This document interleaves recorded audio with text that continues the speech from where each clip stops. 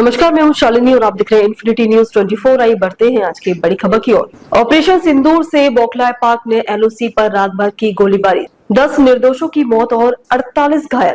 भारत ने दिया मुंहतोड़ जवाब। पहलगांव आतंकी हमले के ठीक 15वें दिन मंगलवार रात करीब 1:44 पर भारत ने पाकिस्तान और गुलाम जम्मू कश्मीर में स्थित आतंकी ठिकानों पर हमला कर दिया, जिससे पाकिस्तान बौखला गया। पाकिस्तान ने अपनी बौखलाहट दूर करने के लिए जम्मू कश्मीर में नियंत्रण रेखा पर रात भर गोलीबारी की है। रक्षा सूत्रों ने बुधवार को बताया कि जम्मू कश्मीर में नियंत्रण रेखा और अंतर्राष्ट्रीय सीमा पर रात भर पाकिस्तान सेना की ओर से की गई भारी गोलीबारी में 10 नागरिकों की मौत हो गई।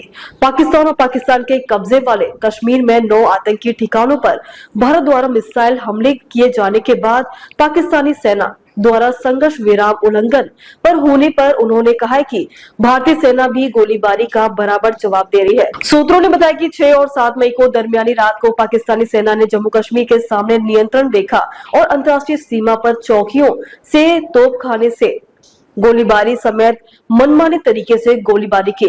उन्होंने बताया कि पाकिस्तान की ओर से की गई अंधाधुंध गोलीबारी में 10 निर्दोष नागरिक की जान चली गई। अधिकारियों ने बताया कि मृतकों में एक महिला भी शामिल है, जिसका घर पूंछ जिले के मनकोट इलाके में मोर्टार सेल की चपेट में आ गया था। उसकी 13 वर्षीय बेटी भी घायल हो गई।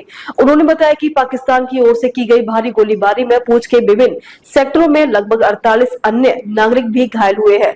अधिकारियों ने आदेश दिया कि जम्मू क्षेत्र के 5 सीमावर्ती जिलों में सभी शैक्षणिक संस्थान बुधवार को बंद रहेंगे।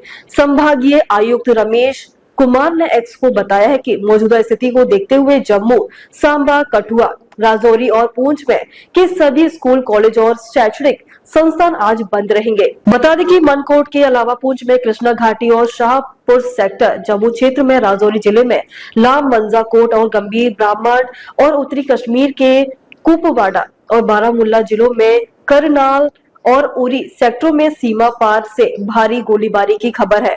अधिकारियों ने बताया कि सीमा की रखवाली कर रहे भारतीय सुरक्षा बलों ने भी जवाबी कार्रवाई की और अपनी अंतिम रिपोर्ट मिलने तक दोनों पक्षों के बीच सीमा पार से गोलीबारी जारी की थी।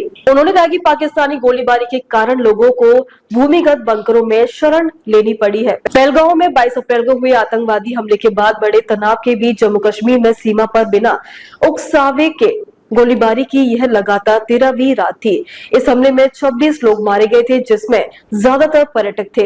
इस भीषण नरसंहार के जवाब में भारतीय सशस्त्र बलों ने बुधवार तड़के पाकिस्तान और पाकिस्तान के कब्जे वाले कश्मीर में 9 आतंकवादी ठिकानों पर मिसाइल हमले किए, जिनमें बहावलपुर भी शामिल है, जो जैश ए मोहम्मद आतंकवादी संगठन का एक प्रमुख अड्डा है। भारतीय सेना ने रात 1:44 पर जारी एक बयान में कहा है कि सैन्य हमले ऑपरेशन सिंदूर के तहत किए गए। भारतीय सेना के अतिरिक्त लोक सूचना महानिदेशालय में एक्स पर लिखा है, पाकिस्तान में पुंछ राजौरी क्षेत्र में भीमबेर गली में तोपखाने से गोलीबारी करके एक बार फिर संघर्ष विराम समझौते का उल्लंघन किया गया है।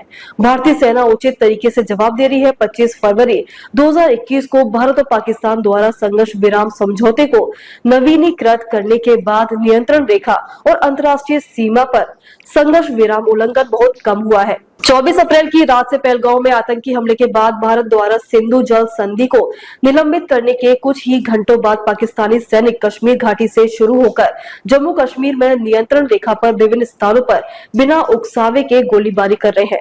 अधिकारियों ने बताया कि शुरुआत में उत्तरी कश्मीर के कुपवाड़ा और बारामूला जिलों में नियंत्रण रेखा पर कई चौकियों पर बिना उकसावे के छोटे हथियारों से गोलीबारी शुरू करने के बाद पाकिस्तान ने तेजी से पुंछ सेक्टर और उसके बाद जम्मू क्षेत्र के अखनूर सेक्टर में अपने संघर्ष विराम उल्लंघन का विस्तार किया। इसके बाद राजौरी जिले के सुंदरबनी और नौशेरा सेक्टर में नियंत्रण रेखा के पास कई चौकियों पर छोटे हथियारों से गोलीबारी की गई। इसके बाद गोलीबारी जम्मू जिले में अंतर्राष्ट्रीय सीमा के पास परगबाज सेक्टर तक फैल गई। इस बीच रामबन जिले के पंथियाल उपमंडल में भी एक शक्तिशाली विस्फोट की आवाज सुनाई गई, लेकिन इसका सटीक कारण तुरंत पता नहीं चल पाया है। अब तक के लिए बस इतना ही। फिर होगी आपसे मुलाकात, तब तक के लिए नमस्कार और देखते रहिए इन्फिनिटी न्यूज 24।